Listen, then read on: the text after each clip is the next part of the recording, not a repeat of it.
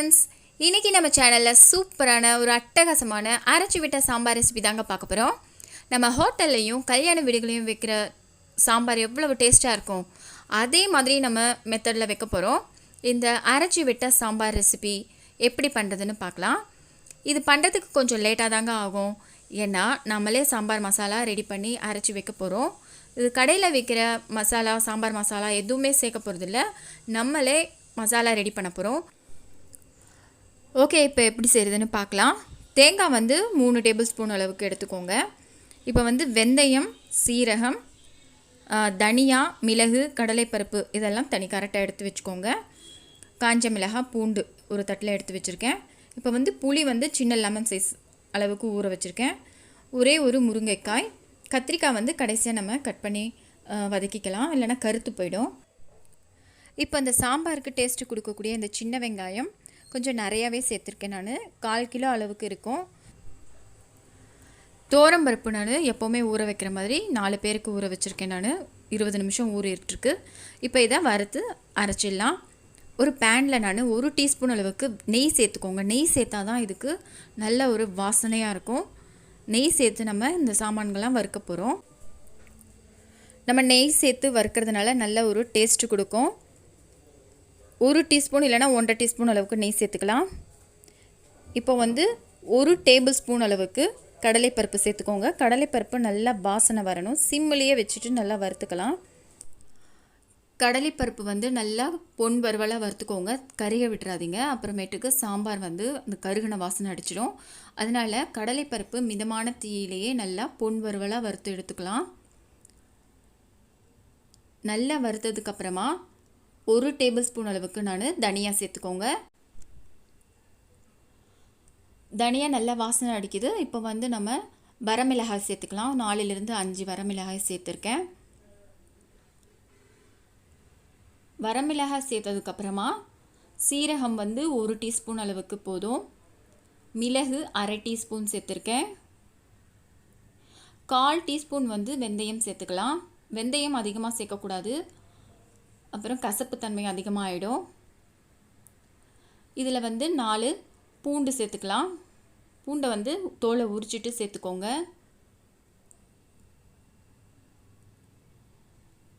ஒரு கொத்து கருவேப்பிலை சேர்த்து நல்லா பொரியட்டும். கருவேப்பிலை நல்லா வதங்கட்டும். இப்போ எல்லாமே நல்லா வதங்கிடுச்சு. இதில் 3 டேபிள் ஸ்பூன் அளவுக்கு தேங்காவை சேர்த்து நல்லா வதக்கிக்கலாம். தேங்காய் நல்லா வதங்கினதுக்கப்புறமா 1 டீஸ்பூன் அளவுக்கு மஞ்சள் தூள் சேர்த்து நல்லா வதக்கிக்கோங்க. இது 4 பேருக்கு உண்டான இன்க்ரீடியன்ஸை நான் சேர்த்துருக்கேன். ஸ்டவ் ஆஃப் பண்ணிவிட்டு நம்ம பெருங்காயத்தூள் சேர்த்துடலாம். இப்போ நல்லா ஆற விட்டுட்டு அரைச்சி எடுத்துக்கோங்க. தண்ணி ஊற்றி அரைச்சி எடுத்துக்கலாம். இப்போ தோரம்பருப்பு நல்லா வெந்துருச்சான்னு பார்க்கலாம். நல்லா வெந்திருக்கு. இப்போ காய்கறியை நம்ம வதக்கிறதுக்கு கொஞ்சமாக ஆயில் சேர்த்துருக்கேன். இப்போ எல்லாத்தையும் ஒன்றா சேர்த்து நல்லா வதக்கிக்கோங்க. வெங்காயம், தக்காளி, ஒரு முருங்கைக்காய் போட்டு எல்லாத்தையும் நல்லா வதக்கிக்கலாம். இந்த டைமில் தான் நான் கத்திரிக்காவை கட் பண்ணி சேர்க்குறேன்.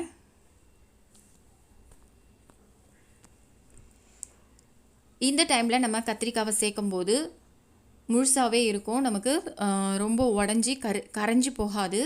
கத்திரிக்காய் நம்ம எப்போவுமே குக்கரில் வைக்கும்போது கரைஞ்சிடும். அதனால் இந்த மாதிரி நீங்கள் மெத்தடில் ட்ரை பண்ணி பாருங்கள். எனக்கு நான் கரையில் எனக்கு கத்திரிக்காய் கடைசியாக கட் பண்ணிவிட்டு நம்ம கத்திரிக்காய் சேர்க்குறதுனால கரையாது. நல்லா வதங்கினதுக்கப்புறமா நம்ம வேக வச்ச தோரம்பருப்பில் இதை சேர்த்துடலாம். இப்போ வதக்கி வச்ச காய்கறிகளோட தோரம்பருப்பில் நம்ம சேர்க்க போகிறோம்.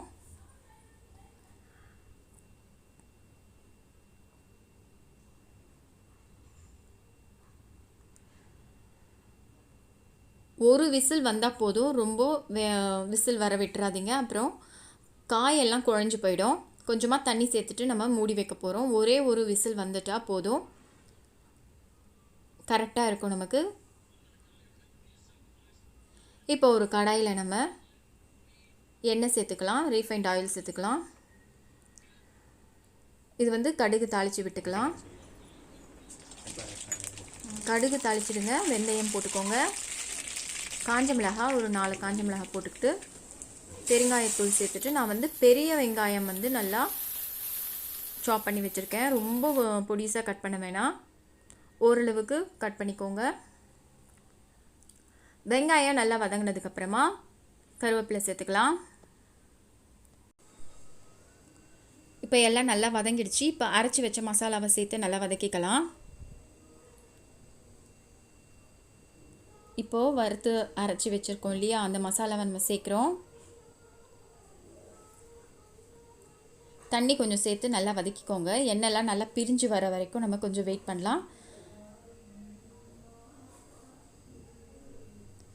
எண்ணெய்லாம் நல்லா பிரிஞ்சு வந்திருக்கு. இப்போ நான் மிளகாய்த்தூள் சேர்த்துக்கலாம். தனி மிளகாய்த்தூள் 1 டீஸ்பூன் அளவுக்கு சேர்க்குறேன்.